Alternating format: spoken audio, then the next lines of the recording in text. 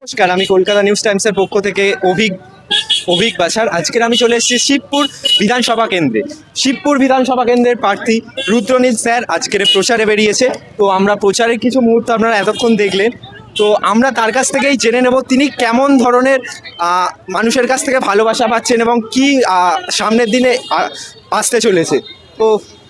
তো স্যার, আপনি কি বুঝছেন যে মানুষ কি এবার পরিবর্তনের জন্য তো সবাই রাস্তায় মানুষকে জিজ্ঞাসা করলেই সেটা স্পষ্ট হয়ে যাবে। আমরা দেখতে পাচ্ছি এইখানে ওরা শিবপুরের মানুষ যারা রয়েছেন তারা কখনোই অন্যায় চুরির বিরুদ্ধে তারা কথা বলেছেন। ঠিক আছে,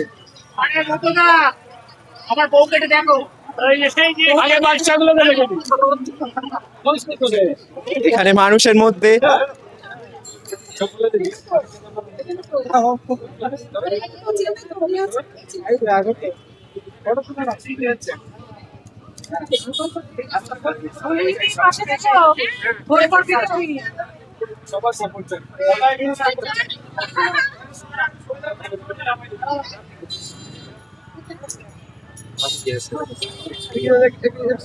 এখানে মানুষের মধ্যে সেলফি তোলার এবং মানে তার প্রতি ভালোবাসার আমরা একটা দৃশ্য দেখতে পাচ্ছি ওখানে।